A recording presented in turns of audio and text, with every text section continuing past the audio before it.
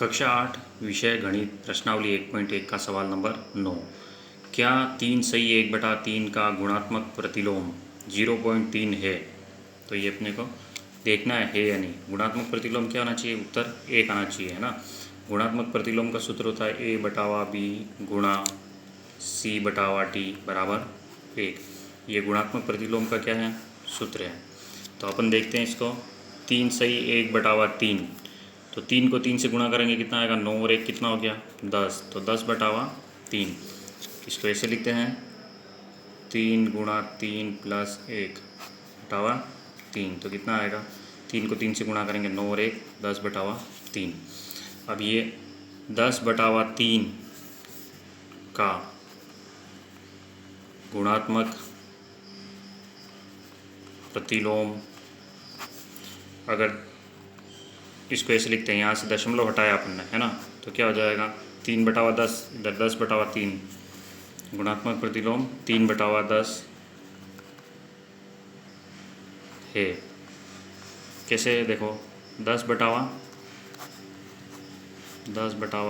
गुणा 3/10, 10 से 10 कट गया, 3 से 3 कट गया, तो कितना आ रहा है? उत्तर 1 आ रहा है। तो 0.3 इसका गुणात्मक प्रतिलोम है।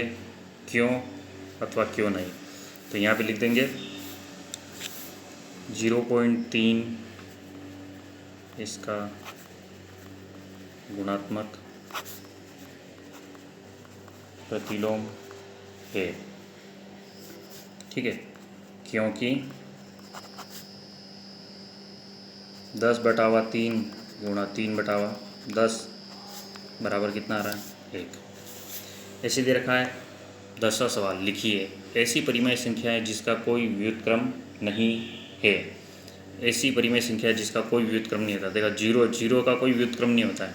ठीक है, परिमेय संख्याएं जो अपने व्युत्क्रम के समान होती है, परिमेय संख्याएं जो अपने व्युत्क्रम के समान होती है। जैसे 1 का व्युत्क्रम करेंगे उल्टा, तो इसके नीचे भी क्या है? 1, तो 1 का 1 ही आएगा। और दूसरा क्या है? अगर -1 लेंगे तो -1 का भी क्या आएगा?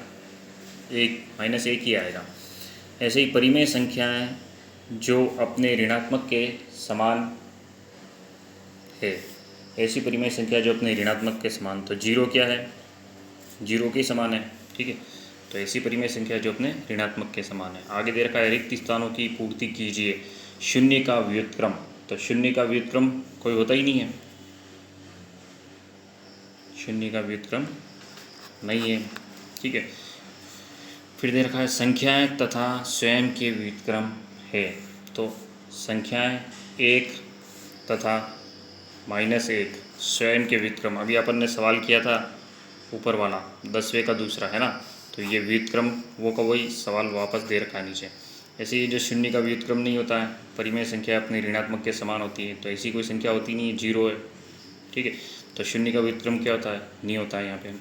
तो दोनों यही सवाल है जो ऊपर दे रखे हैं, दूसरा और तीसरा। वैसे ही पहला और दूसरा रिक्त स्थान में दे रखा -5 का व्युत्क्रम। तो -5 के नीचे कुछ नहीं, तो मतलब क्या है? 1। तो इसको उल्टा करेंगे तो क्या आ जाएगा?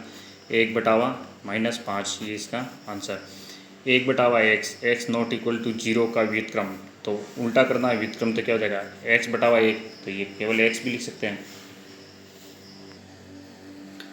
दो परिमेय संख्याओं का गुणनफल हमेशा, दो परिमेय संख्याओं को जो गुणा करते हैं तो उनका गुणनफल हमेशा क्या आता है? परिमेय संख्या ही आएगा। ठीक है, अगर किसी भी परिमेय संख्या को परिमेय संख्या से गुणा करेंगे तो क्या आएगा? परिमेय संख्या ही आएगा। ऐसे दे रखा, किसी धनात्मक परिमेय संख्या का व्युत्क्रम करेंगे तो वो भी क्या होगा? धनात्मक ही होगा। ये सवाल नंबर 9, 10 और 11 गृह कार्य की कॉपी में आपको करना है।